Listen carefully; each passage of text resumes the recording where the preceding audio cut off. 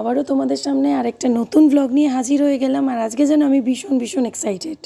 তার কারণ আজকে মর্নিংয়ে আমরা এখন আর কি, আমাকে দেখতেই পাচ্ছ রেডি হয়েছি, শুধু ড্রেসটাই পরা বাকি। তো আমরা আজকে যাচ্ছি দীঘার উদ্দেশ্যে। কেন কি কাল হচ্ছে 15th অগাস্ট। তো এই ছোট্ট দুটো মানে দুদিনের হলিডেজের আমরা পেয়েছি বলে সেই জন্য ভাবলাম যে কোথাও একটু ঘুরে আসা যাক। তো তাই আমি ঋষি দুজনে মিলে প্ল্যান করলাম যে একটুখানি দীঘায় যাব। তো সেটার জন্য আর কি এখন রেডি হব।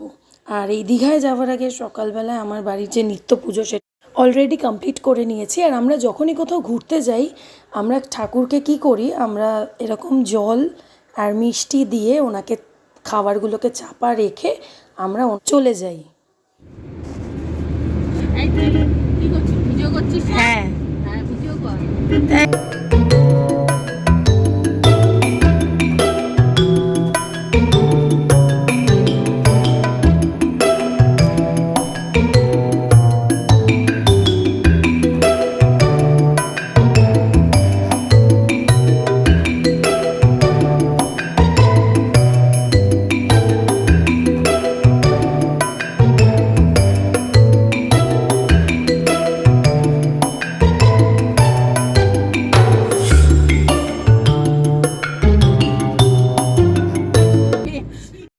তো যথারীতি এখন আমরা মানে অনেকক্ষণই হয়ে গেছে বেরিয়ে গেছি। তো এবার একটি ব্রেকফাস্ট করব।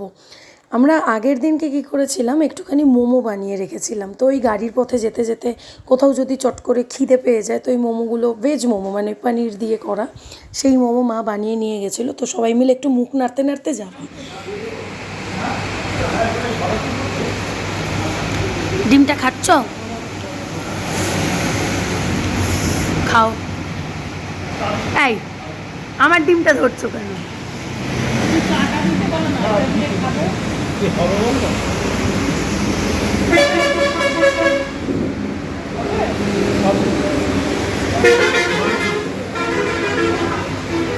একটু চাটা দিয়ে ডিমটা খেতে।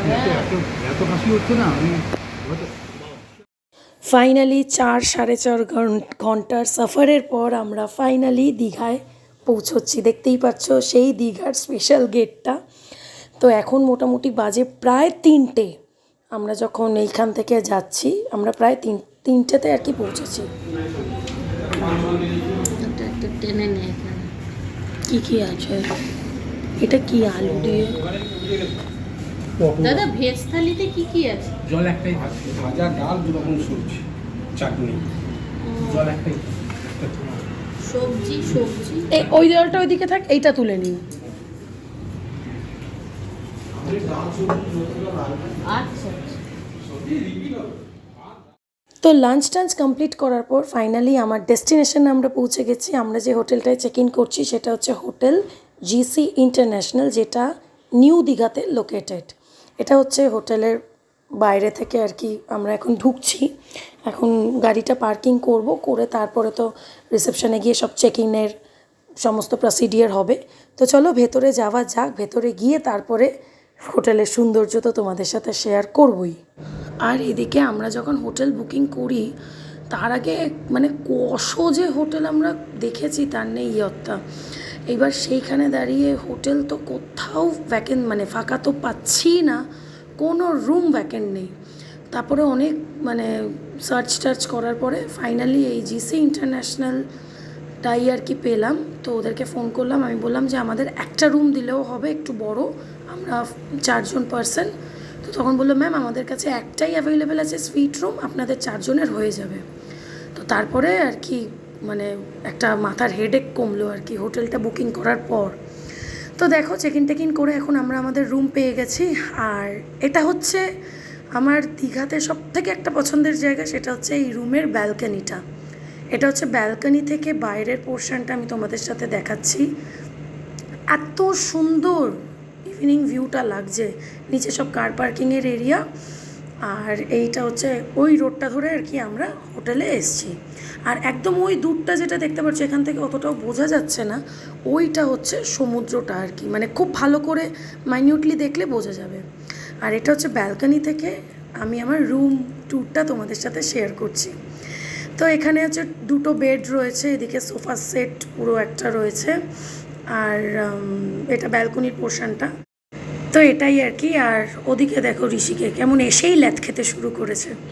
তো যাই হোক, এবার এটা তোমাদের সাথে শেয়ার করছি করিডোরটা। মানে আমরা ছিলাম হচ্ছে 4th ফ্লোর, আমরা 406 রুম নাম্বার পেয়েছিলাম। তো এই যে এটা হচ্ছে এন্ট্রান্স, এটা হচ্ছে রুমের ভেতরে ঢুকেই প্রথম এরকম ভিউ। তো আমি সমস্ত কিছু ইন ডিটেল তোমাদের সাথে শেয়ার করেছি, যাতে তোমরা কখনো যদি এই হোটেলটায় ওঠার জন্য চিন্তাভাবনা করো তো অবশ্যই করতে পারো। তার জন্যই প্রত্যেকটা ডিটেলস আমি তোমাদের সাথে শেয়ার করে রাখছি। যদিও বা এটা সুইট রুমের, তোমরা কখনো যদি মনে করো যে তোমরা 4 জন আর কি একটা রুমে থাকবে, বন্ধুবান্ধব কিংবা family, what ever it is, তোমরা কিন্তু এরকম রুম নিতেই পারো। আর ওই পাশটা হচ্ছে ওয়াশরুম, আর এদিকে একটা রুমের মধ্যে 2টো স্মার্ট টিভি দেওয়া, ঠিক আছে। ওই দিকটা হচ্ছে আলমারি। আর আমার দেখো ওইদিকে ঋষি আর আমার মাকে দেখো কেমন দুজনে মিলে ওখানে কুদুলি করছে। যাই হোক, তারপরে এখানে 2টো বেড রয়েছে। আমরা এই সাইডের মানে এই বেডটা মা বাবা নিয়েছে, আর আমি আর ঋষি ওই বাথরুমের পাশের বেডটাতে আমরা সেট হয়েছি আর কি। আর একটা বড় ওয়ার্ড্রপ, আর এখানে একটা গডরেজের লকার দেওয়া, মানে তোমরা যদি কিছু সামথিং টাকা পয়সা যদি কিছু ক্যারি করো তোমরা রাখতে পারো। তা আমাদের প্রয়োজন পড়েনি, কারণ কি আমরা এই লকটা খুলতেই পারছিলাম না। যদি বা জিনিসটা সুন্দর, মানে ফর সেফটি পারপাস তোমরা হয়তো টাকা পয়সা রেখে হয়তো কোথাও গেলে তো সেটা করতেই পারো। তো এটা হচ্ছে ওভারঅল রুমের ভিউটা। ওই দেখো ওই সাইডে আরেকটা টিভি রয়েছে, আর এটা হচ্ছে মেন এন্ট্রান্সের যে দরজাটা রয়েছে ওটার পেছনে সমস্ত কিছু দেওয়া রয়েছে। চেক ইন টাইম কত, চেক আউট টাইম কীরকম, তারপরে হচ্ছে কোন টাইমে মেন গেট ওপেন হয়, কোন টাইমে ক্লোজ হয়, তারপরে আমাদের রেস্টুরেন্ট সার্ভিসে কত নম্বরে কল করতে হবে, রিসেপশনে কত নম্বরে কল করতে হবে, ইনফ্যাক্ট ওয়াইফাই পাসওয়ার্ড বারবার রিসেপশনে কল করে করে জিজ্ঞেসও এমনকি করতে হবে না যে ওয়াইফাইয়ের পাসওয়ার্ড কি বলুন, সেটা অবধি এখানে ইন ডিটেল সমস্ত দেওয়া। তো এই ছিল ওভারঅল রুম ট্যুরটা। তোমাদের কেমন লাগলো জানিও অতি অবশ্যই। Hello, finally we reached hour destination Digha. তো আমরা যেখানে উঠেছি সেটা হচ্ছে দীঘার জিসি ইন্টারন্যাশনাল হোটেল, নিউ দীঘাতে এটা। আর ভীষণ সুন্দর। আমরা এটা একটা সুইট রুম নিয়েছি, এটাকে বলে হচ্ছে মানে এখানের নাম হচ্ছে এই রুমটার মহারাজা সুইট রুম। মানে যেহেতু আমরা 4 জনের থাকবো একটাই রুমে, তাই জন্য এই বড় রুমটা তোমাদের সাথে তো শেয়ার করলামই অলরেডি। ওইদিকে ব্যালকনি, এদিকে এই যে এইদিকে একটা বেড, আর এদিকে একটা বেড, ওইদিকে ড্রেসিং টেবিল, এগুলো তো সব রয়েছে। ভীষণ সুন্দর, ভীষণ ভালো লেগেছে। বিকেল 4:30, 4:40 আমরা সবে এখানে এসে পৌঁছেছি। আর এই যে আমার পেছনে রয়েছে খুব সুন্দর একটা দৃশ্য, যেটা আমার মানে কি বলবো অল টাইম ফেভারিট হয়েছে এই 2 দিনের জন্য। ভীষণ সুন্দর একটা ব্যালকনি, একদম ওপেন। আর এখান থেকে বললো সি বিচ নাকি মানে ওয়াকিং ডিস্টেন্স 3 মিনিটস, আমি 5 মিনিটসে ধরলাম। এখান থেকে আমি আমার ব্যালকনি থেকে দাঁড়িয়ে দেখতেও পাচ্ছি। তো চলো আজকের মতন ব্লগটা এখানেই শেষ করি। ভালো লাগলে লাইক শেয়ার সাবস্ক্রাইব করো, আরও নতুন নতুন ব্লগ আসবে, so stay tune for that.